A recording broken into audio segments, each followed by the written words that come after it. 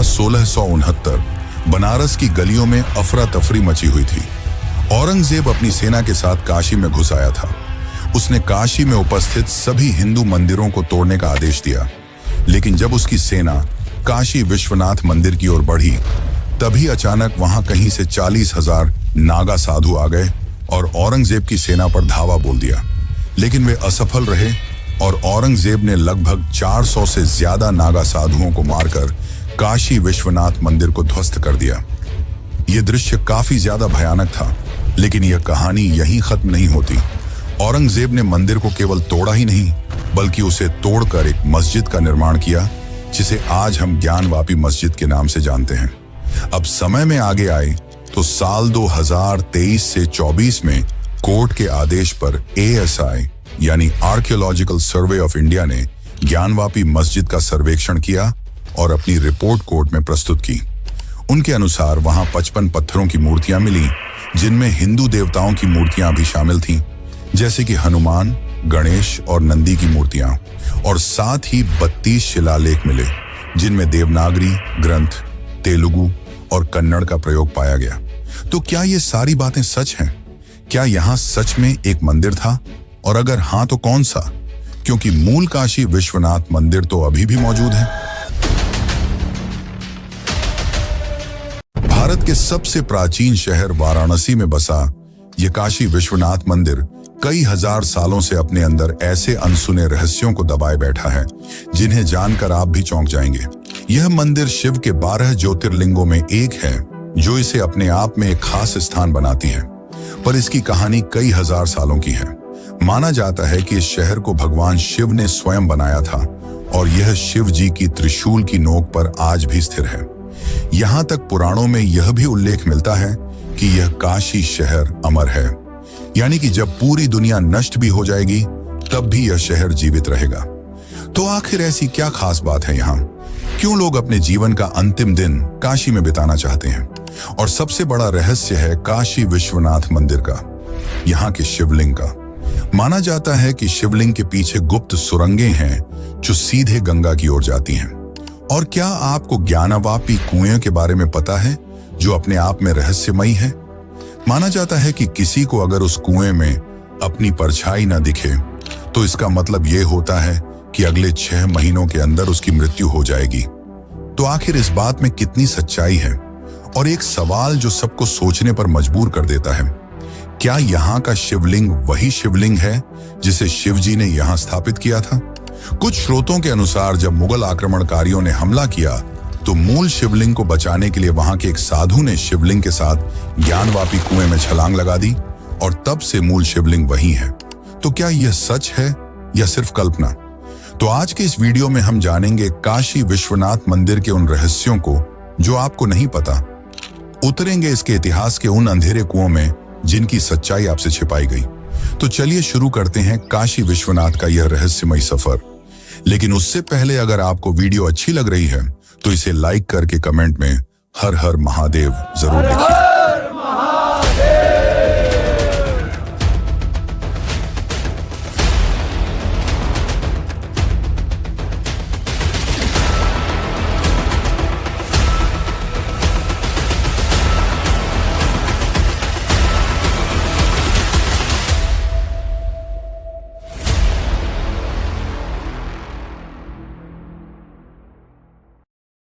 भारत के उत्तर प्रदेश में गंगा के किनारे बसा शहर वाराणसी, जिसे काशी के नाम से जाना जाता है, ये कोई साधारण शहर नहीं, बल्कि दुनिया की सबसे पुरानी जीवित नगरी मानी जाती है।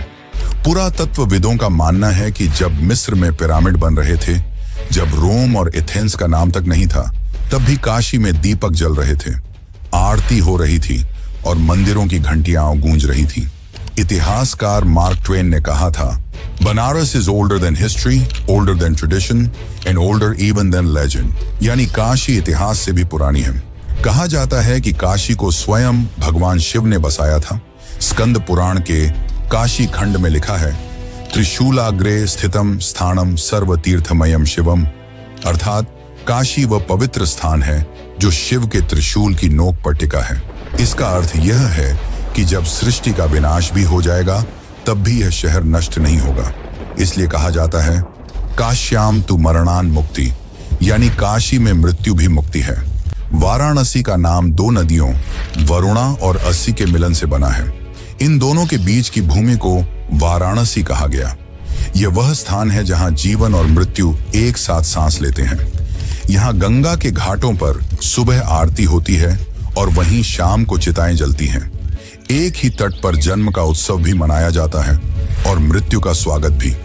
इसीलिए इसे महादेव की नगरी कहा गया है, जहां मृत्यु भी पवित्र मानी जाती है। महाभारत में वर्णन है कि जब पांडव अपने पापों से मुक्त होने हिमालय की ओर जा रहे थे, तब उन्होंने भी सबसे पहले काशी में स्नान कर भगवान विश्वेश्वर का दर्शन किया था। यहाँ के मणिकर्णिका घाट का नाम सुनते ही भक्ति और भय दोनों का मिश्रण महसूस होता है।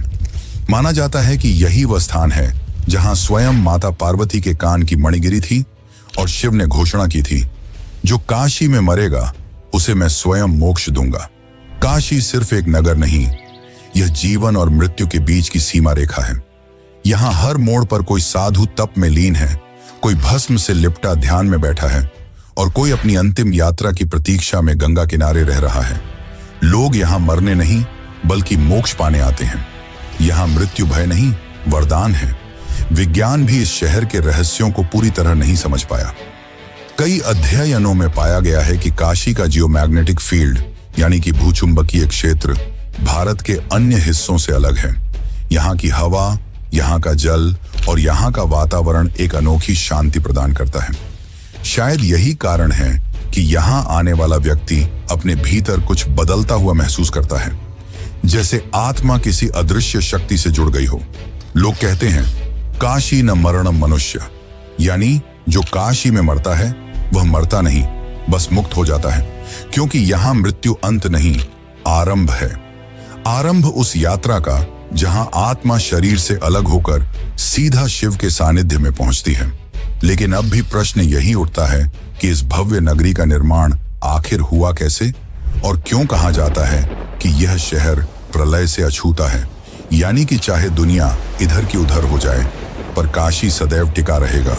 और क्यों इसे शिव की नगरी कहा जाता है, तो चलिए अब जानते हैं काशी के निर्माण का रहस्य। कहते हैं जब इस सृष्टि की रचना हुई थी तब सबसे पहले प्रकाश प्रकट हुआ और उसके साथ ही ध्वनि ओम। उसी ध्वनि से ब्रह्मा, विष्णु और महेश की उत्पत्ति हुई।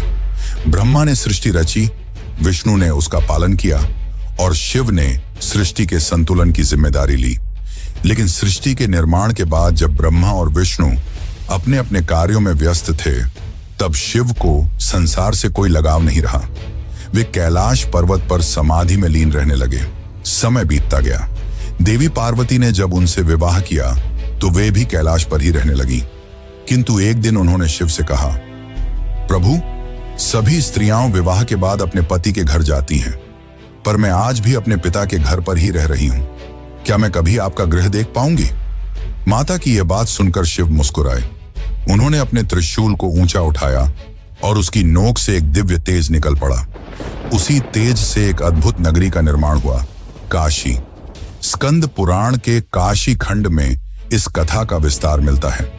उसमें लिखा है, त्रिशूलाग्रे स्थितम स्थानम सर्वतीर्थमयम शिवम नित्यमेव हि तत्रैव तिष्ठाम्यहम अनाद्य। अर्थात काशी वह स्थान है जो मेरे त्रिशूल की नोक पर स्थित है, जहां मैं स्वयं सदा उपस्थित रहता हूं। यही मेरा अनादि और अविनाशी निवास है। शिव ने इस नगर को माता पार्वती के लिए बनाया और इसे आनंद वन नाम दिया। वह वन जहां केवल शांति, आनंद और मोक्ष का वास है। उन्होंने दानव निकुंभ को आदेश दिया कि वह इस नगर को रहने योग्य बनाए और देवताओं को आमंत्रित किया कि वे यहां निवास करें। माता पार्वती इतनी प्रसन्न हुई कि उन्होंने सभी को भोजन कराया। तभी से उन्हें अन्नपूर्णा देवी के रूप में पूजा जाने लगा। अन्नपूर्णा देवी की कथा काशी के हर कोने में जीवित है। कहा जाता है, एक बार जब इस नगर में भयंकर अकाल पड़ा और चारों ओर भुखमरी फैल गई, तब भगवान शिव ने स्वयं भिक्षा मांगी। वे माता अन्नपूर्णा के पास पहुंचे और उन्होंने भोलेनाथ के हाथों में अन्न का पात्र रख दिया। उसी क्षण शिव ने कहा, मां, जब तक तुम यहां रहोगी काशी में कोई भूखा नहीं मरेगा। इसी से आरंभ हुआ अन्नपूर्णा मंदिर, जो आज भी काशी विश्वनाथ के निकट स्थित है। काशी के बारे में एक और रहस्यमय मान्यता है। कहा जाता है यह शहर प्रलय के समय भी नष्ट नहीं होता। जब पूरी पृथ्वी जल में डूब जाती है तब भी काशी त्रिशूल की नोक पर टिकी रहती है। कथाओं के अनुसार जब ब्रह्मांड में प्रलय आता है तब भगवान शिव स्वयं इस नगर को अपने त्रिशूल पर उठा लेते हैं ताकि यह सृष्टि के पुनर्जन्म तक सुरक्षित रहे। यही कारण है कि इसे अमर नगर कहा गया है। आधुनिक दृष्टि से देखें तो यह मान्यता भी अद्भुत प्रतीत होती है। वैज्ञानिकों के अनुसार वाराणसी की भौगोलिक स्थिति गंगा नदी के सबसे स्थिर तट पर है, जहां बाढ़, भूकंप या भूस्खलन जैसी घटनाओं का प्रभाव बहुत कम पड़ता है। शायद यही कारण है कि यह शहर हजारों वर्षों से नष्ट नहीं हुआ। किंतु भक्तों के लिए इसका कारण केवल एक है, महादेव का सानिध्य। यह भी कहा जाता है कि जब कोई भक्त मृत्यु के बाद मोक्ष चाहता है तो भगवान शिव स्वयं उसके कान में राम नाम फूंकते हैं। काशी खंड में इस घटना को तारक मंत्र कहा गया है। इस मंत्र को सुनने के बाद आत्मा सीधे शिवलोक को प्राप्त करती है। यही कारण है कि लोग अपने अंतिम समय में काशी आकर वास करते हैं, क्योंकि यहां मरना नहीं कहलाता, बल्कि शिव में लीन हो जाना है। काशी इसलिए अनोखी है क्योंकि इसे किसी राजा, किसी सम्राट या किसी वास्तुकार ने नहीं, बल्कि स्वयं महादेव ने बनाया था। यही कारण है कि इसे मोक्ष की नगरी, अमृतत्व का केंद्र और महादेव का निवास कहा जाता है। लेकिन मित्रों, अब तक जो हमने आपको बताया ये वो सारी कथाएं हैं जो हमें हमारे ग्रंथों और पुराणों में मिलती हैं, जो काशी के निर्माण के बारे में बताती हैं। पर यह कथा यहीं समाप्त नहीं होती। महादेव के इस शहर का इतिहास विनाश से भरा हुआ है। अब हम जानेंगे काशी विश्वनाथ मंदिर के विनाश की कहानी और कैसे औरंगजेब ने इसे तोड़कर यहाँ ज्ञानवापी मस्जिद का निर्माण किया। तो चलिए अब जानते हैं काशी विश्वनाथ मंदिर की असली सच्चाई। लेकिन उससे पहले अगर आपको वीडियो अच्छी लग रही है तो इसे एक लाइक जरूर करें। यह आपके लिए तो फ्री है, पर इससे हमारी काफी ज्यादा मदद हो जाती है।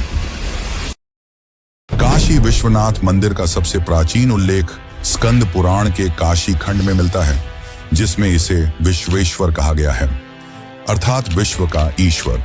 इसी ग्रंथ के अनुसार इस ज्योतिर्लिंग की स्थापना स्वयं भगवान शिव ने की थी, पर मंदिर का पहला संरचनात्मक निर्माण राजा हरिश्चंद्र ने करवाया था। राजा हरिश्चंद्र, जो सत्य और धर्म के प्रतीक माने जाते हैं, उन्होंने एक विशाल शिवालय का निर्माण करवाया था ताकि काशी आने वाले हर यात्री को मोक्ष प्राप्ति का अवसर मिले। हरिश्चंद्र के बाद लगभग एक सहस्त्राब्दी तक काशी समृद्ध और शांत रही, किंतु बाद में विदेशी आक्रमणों और समय के प्रहार से मंदिर नष्ट हुआ। इतिहासकार A.S. ऑल्टेकर अपनी पुस्तक हिस्ट्री ऑफ बनारस में लिखते हैं कि विक्रमादित्य ने जब भारत को पुनः संगठित किया तब उन्होंने वाराणसी के विश्वेश्वर मंदिर का पुनर्निर्माण करवाया। इसके बाद 11वीं सदी में फिर से मंदिर का पुनर्निर्माण हुआ। यह काल भारतीय वास्तुकला के उत्कर्ष का समय था।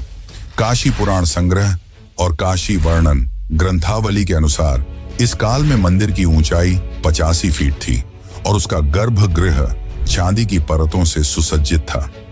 लेकिन यह वैभव ज्यादा समय तक नहीं टिका। 12वीं शताब्दी में भारत में इस्लामी आक्रमणों का दौर शुरू हुआ और उसी के साथ काशी विश्वनाथ मंदिर के संघर्ष का सबसे अंधकारमय अध्याय भी। सन 1194 में मोहम्मद गोरी ने भारत पर हमला किया। उसके साथ था सेनापति कुतुबुद्दीन ऐबक, जिसने वाराणसी में प्रवेश कर लगभग 500 मंदिरों को ध्वस्त किया। पर्शियन इतिहासकार हसन निजामी ने अपनी पुस्तक ताज उल मासिर में लिखा है कि मुसलमान बनारस मूर्ति पूजा का केंद्र था। हमने 1000 से भी अधिक मंदिरों को नष्ट किया और खजाने को 1400 ऊंटों पर लाद कर ले गए। ये वही घटना थी जब विश्वेश्वर मंदिर पूरी तरह नष्ट कर दिया गया। इतिहासकार रिचर्ड ईटन अपनी पुस्तक India in the Persian age में लिखते हैं कि यह पहला अवसर था जब टेम्पल डिस्ट्रक्शन का विचार केवल धार्मिक नहीं बल्कि राजनीतिक प्रतीक बन गया। काशी की गलियां रक्त से भर गईं, लेकिन लोगों के मन में हर हर महादेव की गूंज नहीं थमी। मंदिर भले टूट गया पर विश्वास अडिग रहा। 3 शताब्दियों के बाद जब मुगल साम्राज्य में सहिष्णुता का दौर आया, तब सम्राट अकबर ने अपने राजपुरोहित और राजकोषाध्यक्ष राजा टोडरमल को वाराणसी भेजा। अबुल फजल की किताब आईने अकबरी में लिखा है कि अकबर के विशेष आदेश से राजा टोडरमल ने मूल स्थान के निकट विश्वेश्वर के प्राचीन मंदिर का पुनर्निर्माण करवाया। टोडरमल ने इस मंदिर को लाल पत्थरों और संगमरमर से बनाया। यह मंदिर साल 1585 ईस्वी में पूरा हुआ और लगभग 80 वर्षों तक भव्य रूप में रहा। उस काल में तुलसीदास जैसे संतों ने भी इसी काशी में रामचरितमानस की रचना की। काशी फिर से ज्ञान, भक्ति और संस्कृति का केंद्र बन गई। परंतु इतिहास को शायद स्थिरता मंजूर नहीं थी। मुगल सत्ता का चेहरा बदला और एक नया नाम इतिहास में आया, औरंगजेब। मासिर ए आलमगीरी, जो औरंगजेब के दरबारी इतिहासकार सईद जफर खान ने लिखी थी, उसमें साफ उल्लेख है 1669 में महामहिम ने बनारस, मथुरा और अन्य मूर्ति पूजक स्थानों के मंदिरों को गिराने के आदेश जारी किए। यह आदेश विशेष रूप से काशी और मथुरा के लिए था। उसी वर्ष औरंगजेब की सेना ने विश्वनाथ मंदिर पर धावा बोला। आक्रमण इतना क्रूर था कि सैकड़ों पुजारी वहीं मार दिए गए।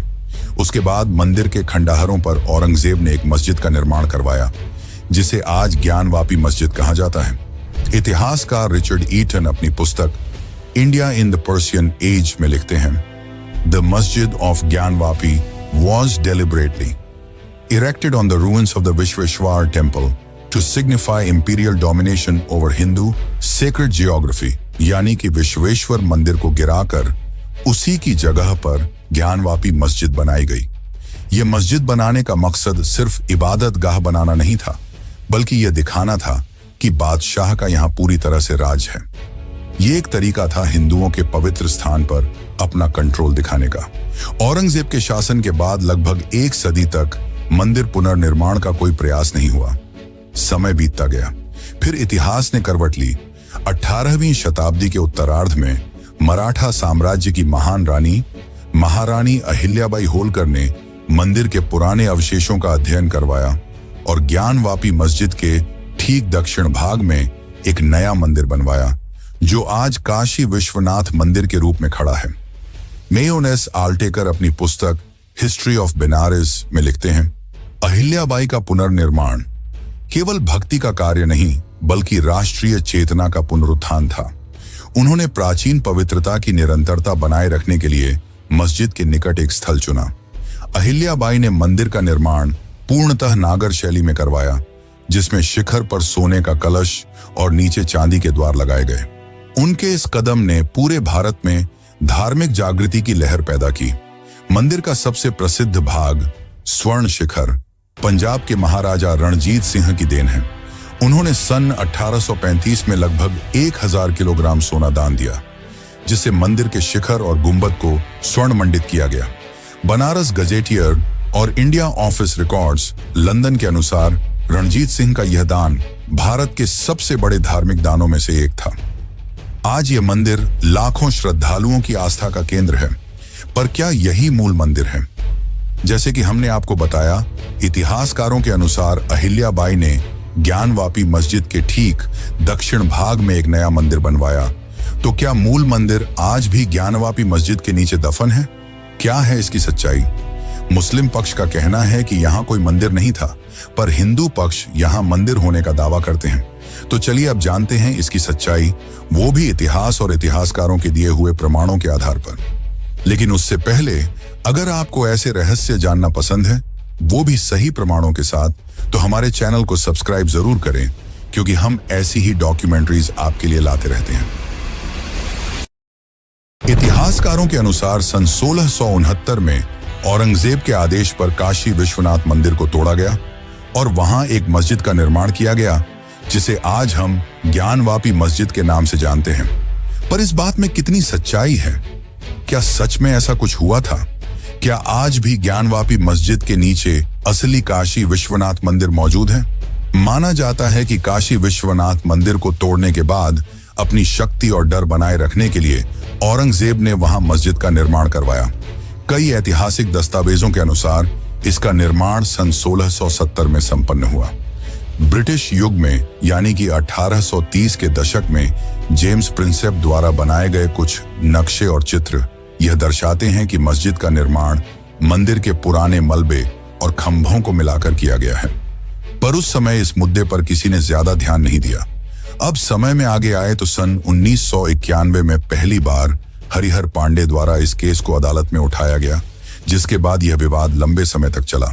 पक्ष में थे हिंदू याचिकाकर्ता जैसे राखी सिंह, लक्ष्मी देवी, सीता साहू, मंजी व्यास, रेखा पाठक आदि, जिनका मामला बढ़ा चढ़ाकर सुना गया और जिन्होंने अदालत में ज्ञानवापी परिसर में पुराने मंदिर की बहाली संबंधी याचिका डाली। और उनके विपक्ष में थे मुस्लिम कमेटी ऑफ मैनेजमेंट या अंजुमन इत्तेजामिया मस्जिदों। वाराणसी 1997 से 1998 के बीच वाराणसी डिस्ट्रिक्ट कोर्ट में कई याचिकाएं डाली गईं, पर परिणाम कुछ खास नहीं रहा। इसके बाद यह मामला ठंडा पड़ गया। लेकिन फिर कुछ साल पहले यानी कि 2023 से 2024 के बीच कोर्ट के आदेश पर ASI यानी कि आर्कियोलॉजिकल सर्वे ऑफ इंडिया के अधिकारियों ने मस्जिद का गहन सर्वे किया और अपनी रिपोर्ट अदालत में जमा की। ASI की रिपोर्ट के अनुसार मस्जिद परिसर के नीचे और आसपास पुराने मंदिरीय अवशेषों के निशान मिले, जैसे टूटी फूटी मूर्तियां, खासकर हनुमान, गणेश और नंदी की, शिलालेखों के टुकड़े, योनिपट्ट, शिवलिंग आधार आदि। ASI रिपोर्ट अदालत में दाखिल होने के बाद मुस्लिम पक्ष ने ASI सर्वे पर आपत्ति जताई। इलाहाबाद हाईकोर्ट ने कुछ आपत्तियों को खारिज किया और वाराणसी की निचली अदालत को आगे की सुनवाई पूरी करने का निर्देश दिया। लेकिन आज भी यह मुद्दा कोर्ट के केसों में चल रहा है, जिस पर अभी तक कोई अंतिम आदेश नहीं आया है। पर अगर हम देखें तो इतिहास यही कहता है कि यहाँ काशी विश्वनाथ का मूल मंदिर था, जिसका जिक्र खुद औरंगजेब के साथ काम करने वाले इतिहासकारों की किताबों में मिलता है। पर दोस्तों, काशी विश्वनाथ मंदिर सिर्फ विवादों तक सीमित नहीं है। यहाँ होने वाले भगवान शिव के चमत्कार आज भी लोगों को हैरान कर देते हैं, जैसे कि यहाँ गंगा उलटी बहती है, यहाँ के पवित्र कुंड और यहाँ होने वाली 5 आरतियां। तो चलिए अब हम इन रहस्यों के बारे में भी जानते हैं। काशी विश्वनाथ मंदिर जितना ऐतिहासिक है, उतना ही रहस्यमय भी। यहाँ का हर कक्ष, हर दीवार और हर प्रतीक अपने भीतर एक गूढ़ रहस्य समेटे हुए है। कुछ बातें ऐसी हैं जिन्हें विज्ञान आज तक समझ नहीं पाया और शायद कभी समझ भी न सके, क्योंकि यहाँ वास्तुकला और दिव्यता दोनों का संगम है। विश्वनाथ ज्योतिर्लिंग का सबसे अनोखा पहलू यह है कि यह उत्तर या पूर्व की ओर नहीं, बल्कि दक्षिण की ओर झुका हुआ है। भारत के 12 ज्योतिर्लिंगों में यह एकमात्र ऐसा लिंग है जो झुका हुआ है, और यह झुकाव आज भी वही है जैसा सैकड़ों वर्ष पहले था। कुछ विद्वान इसे स्थापत्य दृष्टि से अद्भुत डिजाइन मानते हैं। डॉ विश्वंभर नाथ पांडे अपनी पुस्तक काशी और उसके रहस्य में लिखते हैं, लिंगम का दक्षिण की ओर झुकाव ब्रह्मांडीय ऊर्जा के सांसारिक जगत की ओर अवतरित होने का प्रतिनिधित्व करता है। यह शिव की अपने भक्तों के प्रति दया का एक प्रतीक है। वहीं पुराणों में यह झुकाव शिव के आशीर्वाद की मुद्रा माना गया है। कथा के अनुसार जब महादेव ने देखा कि काशी में मृत्यु से भयभीत लोग मोक्ष की याचना कर रहे हैं, तो उन्होंने दक्षिण दिशा यानी कि यम की दिशा की ओर झुककर कहा, मैं स्वयं मृत्यु का सामना करूंगा ताकि काशी में किसी को मृत्यु का भय न रहे। यही कारण है कि यहाँ मृत्यु नहीं, केवल मुक्ति होती है। मंदिर के गर्भगृह के अंदर एक ऐसा गुप्त द्वार है जो सदियों से बंद है। स्थानीय मान्यता है कि यह द्वार एक भूमिगत सुरंग की ओर जाता है जो सीधे गंगा नदी तक पहुंचती है। यह रहस्य केवल जनश्रुति नहीं है, बल्कि A.S. अल्टेकार की हिस्ट्री ऑफ बनारस में इसका उल्लेख मिलता है कि मंदिर में कभी एक भूमिगत मार्ग हुआ करता था जो बाढ़ के दौरान लिंगम के अनुष्ठानिक स्नान के लिए गंगा से जुड़ा था। लेकिन इस द्वार को आज तक खोला नहीं गया, क्योंकि कहा जाता है जब आखिरी बार इसे खोलने का प्रयास किया गया तो भीतर से भयंकर ध्वनि और तीव्र वायु का प्रवाह निकला, जिससे कार्य रुकवा दिया गया। आज भी यह द्वार तांबे की प्लेट से सील है और उसकी रक्षा विशेष पुजारी करते हैं। काशी विश्वनाथ मंदिर में प्रतिदिन 5 आरतियां होती हैं, जो सुबह 3 बजे से रात 11 बजे तक एक निश्चित क्रम में संपन्न होती हैं। यह परंपरा लगभग 750 वर्ष पुरानी है और आज भी उसी विधि से निभाई जाती है जैसी स्कंद पुराण और काशी खंड में वर्णित है। सबसे पहले मंगला आरती सुबह 3 बजे होती है, जब माना जाता है कि महादेव निद्रा से जागते हैं। इसके बाद 11:30 बजे भोग आरती होती है, जिसमें भगवान को अन्न, फल और दूध का नैवेद्य अर्पित किया जाता है। शाम 6 बजे संध्या आरती होती है, जब गंगा की आरती के साथ पूरे मंदिर में दीपमालाएं जगमगाने लगती हैं। इसके बाद 8 बजे श्रृंगार आरती होती है, जिसमें भगवान को फूलों, चंदन और आभूषणों से सजाया जाता है। अंत में रात 10:30 बजे शयन आरती होती है, जब भगवान को विश्राम के लिए पलंग पर लिटाया जाता है और मंदिर के द्वार बंद कर दिए जाते हैं। यही वह परंपरा है जो काशी के मंदिरों में भक्ति, अनुशासन और ऊर्जा का संतुलन बनाए रखती है। अब अगर हम काशी के प्रमुख स्थलों की बात करें तो सबसे पहला नाम आता है धन्वंतरी कुंड का। काशी के मृत्युंजय महादेव मंदिर के पास स्थित यह कुंड अपनी अद्भुत औषधीय विशेषताओं के लिए प्रसिद्ध है। स्कंद पुराण के काशी खंड में उल्लेख है, जो इस जल का 45 दिन सेवन करे वह व्याधियों से मुक्त होता है।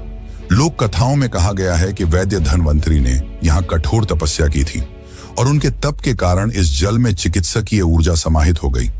वैज्ञानिकों ने जब इस जल का विश्लेषण किया तो इसमें कैल्शियम, मैग्नीशियम और माइक्रोबायो एक्टिव एंजाइम्स पाए गए, जो रोग प्रतिरोधक क्षमता बढ़ाते हैं। सबसे चौंकाने वाली बात यह है कि इस कुंड के 8 घाटों का पानी अलग अलग स्वाद और तापमान वाला है। इस रहस्य ने वैज्ञानिकों को भी सोचने पर मजबूर कर दिया कि आखिर एक ही जल स्रोत में इतनी विविधता कैसे संभव है। लेकिन इससे भी ज्यादा रहस्यमयी है यहाँ पर बहने वाली गंगा।